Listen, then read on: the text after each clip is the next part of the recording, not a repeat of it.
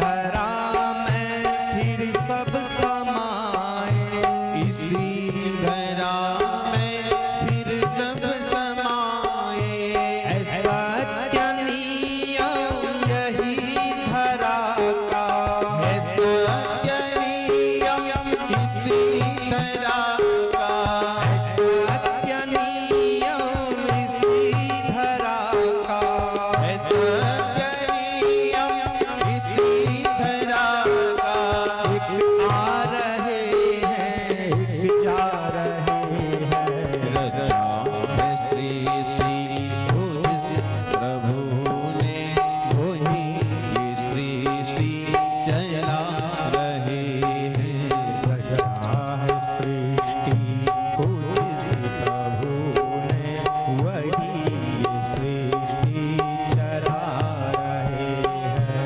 रचा है सृष्टि को जिस प्रभु ने, वही ये सृष्टि चला रहे हैं। जिन्होंने भेजा जगत में जाना, जिन्होंने भेजा जगत में जाना, तय कर दिया लौट के फिर से आना, तय कर दिया फिर से लौट के आना। जो बेचने वाले हैं यहाँ पर, जो भेजने वाले हैं यहाँ पर, भेजने वाले हैं यहाँ पर, जो भेजने वाले हैं यहाँ पर, वही तो वापस बुला रहे हैं। रचा है सृष्टि को जिस प्रभु ने, वही ये सृष्टि चला रहे हैं। रचा है सृष्टि को जिस प्रभु ने, वही ये सृष्टि चला रहे हैं। रचा है सृष्टि को जिस प्रभु ने, वही ये सृष्टि चला रहे हैं। बैठे हैं जो धान की बालियों में, बैठे हैं जो धान की बालियों में, समाए मेहंदी की लालियों में, समाये मेहंदी की लालियों में। हर डाल हर पत्ते में समा कर, हर डाल हर पत्ते में समा कर, हर डाल हर पत्ते में समा कर, हर डाल हर पत्ते में समा कर। गुल रंग बिरंगे खिला रहा है। रचा है सृष्टि को जिस प्रभु ने, वही ये सृष्टि चला रहे हैं। रचा है सृष्टि को जिस प्रभु ने, वही सृष्टि चला रहे हैं। रचा है सृष्टि को जिस प्रभु ने, वही ये सृष्टि चला रहे हैं। वही सृष्टि चला रहे हैं। वही ये सृष्टि चला रहे हैं। वही सृष्टि चला रहे हैं। वही ये सृष्टि चला रहे हैं। बोलो विश्वम्भर भगवान की जय। तो त्या सतरूपा अनुमोदिता। इनका विवाह रुचि प्रजापति के साथ संपन्न हुआ। यद्यपि इनके बड़े भाई थे, फिर भी इनकी अनुमति से इनका विवाह होता है पुत्रिका धर्म के आधार पर। पुत्रिका धर्म कहते हैं कि बेटी की जो पहली संतान होगी उस पर ननिहाल पक्ष का पूरा अधिकार होता है। ये शास्त्र ने पहले ही व्यवस्था दी है बेटी की पहली संतान का। इसलिए नाना नानी मामा मामी ननिहाल पक्ष का श्राद्ध तर्पण नाती करता है, पौत्र करता है। तो इनका विवाह संपन्न हुआ और आकुति जी के गर्भ से एक स्त्री और पुरुष का जोड़ा उत्पन्न होता है। उसमें जो पुरुष हैं वे साक्षात यज्ञ स्वरूपधारी भगवान विष्णु थे और जो स्त्री थी वह साक्षात लक्ष्मी अंश रूपा दक्षिणा थी।